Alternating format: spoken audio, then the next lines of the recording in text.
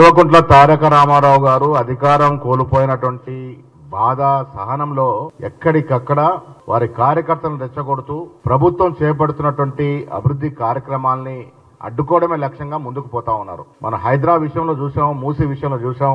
లేని కాని పోని చెప్పి అవాస్తవాలు ప్రచారంలోకి తీసుకొచ్చి ప్రజల్ని భయభ్రాంతులు గురి చేసే కార్యక్రమం నిమగ్నమై ఉన్నారు. నిన్న కొడంగల్ విషయంలో జరిగినటువంటి కలెక్టర్ దాడిలో ఈ దాడిని మేము తీవ్రంగా ఖండిస్తా ఉన్నాం, గర్హిస్తా ఉన్నాం. ఏ అధికారైనా ప్రభుత్వ కార్యక్రమాల్లో నిమగ్నమై ఉంటారు. అధికారులను అడ్డుకోవడం, అధికారుల మీద దాడి చేయడం అనేది చాలా హేయమైన చర్య. దీనికి శిక్ష తప్పదు. కేటీఆర్ ను శిక్ష ఫేస్ చేయాల్సిందే. కొడంగల్లో గ్రీన్ ఫార్మా క్లస్టర్ ఏమాత్రం పొల్యూషన్ లేని గ్రీన్ ఫార్మా క్లస్టర్ పెడతా ఉంటే 90% పైగా రైతులు ఒప్పుకొని సమ్మతించి భూములు ఇచ్చిన సందర్భంలో ఒక్క గ్రామంలో జరిగినటువంటి ఎపిసోడ్ లో అక్కడ అసలు భూమి లేని వారు వచ్చి దాడి చేశారు. నేను కేటీఆర్ ను సూటిగా అడుగుతా ఉన్నాను, ఆ ప్రాంత వాసులు గారు అక్కడ వాళ్ళకి భూములు లేవు, వాళ్ళ భూములు పోవట్లేదు, ఎందుకు వారు దాడి పడాల్సి వచ్చింది? ఇదంతా కూడా కుట్రలో భాగంగా ప్రభుత్వాన్ని డిస్టర్బ్ చేయాలన్న కార్యక్రమంలో భాగంగా వారి కార్యకర్తలు, వారే ఒప్పుకున్నారు, వారి కార్యకర్తలు అక్కడ భూములు లేని కార్యకర్తలు, ఆ ప్రాంతంతో సంబంధం లేని కార్యకర్తలు తాగి వచ్చి కలెక్టర్ మీద దాడి చేసినారంటే ఇది కుట్రలో భాగంగా జరిగింది. రాష్ట్ర ప్రభుత్వం గతంలో మాదిరి కాకుండా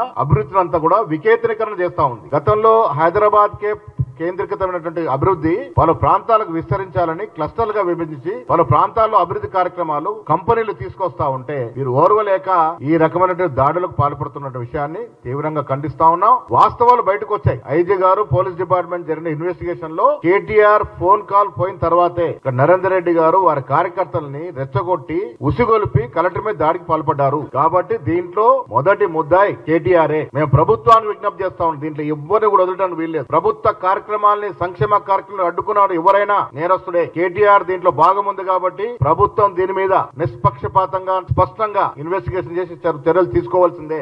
అభివృద్ధి విషయంలో కాంగ్రెస్ ప్రభుత్వం కాంప్రమైజ్ లేదు, సంక్షేమ ఫలాల పంపిణీ విషయంలో కాంప్రమైజ్ లేదు. ఇలాంటి శక్తులు, నాయకులు ఎవరొడ్డొచ్చినా ఈ రాష్ట్రంలో జరుగుతున్న అభివృద్ధి ఆగదు, సంక్షేమం ఆగదు. ఒడ్డు వస్తే చర్యలు కూడా తప్పవు. ప్రజలు కూడా అర్థం చేసుకోవాలి. నేను ప్రజలకు విజ్ఞప్తి చేస్తా ఉన్నాను, అక్కడ జరిగిన దాడి సంఘటనలో ఆ ప్రాంత వాసులు గారు, అక్కడ వాళ్ళకి భూములు లేవు, వారికి నొప్పేంటి, బాధేంటి? రైతులు గారు ఎందుకు దాడికి పడవలసిన అవసరం వచ్చింది? ఇప్పుడు నా భూమి పోతుంది అంటే నేను బాధపడేనా, కోపానికి గురైతే గురి కావచ్చు. నాకు భూమి లేదు, నేను రైతును కాదు, అక్కడ నాకు సంబంధం లేదు. సో అలాంటి వ్యక్తులు దాడి చేశారంటే కుట్ర, ఉద్దేశపూర్వకంగా ఈ ప్రభుత్వాన్ని డిస్టర్బ్ చేయాలనే మార్గంగానే జరిగింది. తప్పకుండా ప్రభుత్వం దీని మీద తగు చర్యలు తీసుకోవాల్సిందిగా విజ్ఞప్తి చేస్తా ఉన్నాం.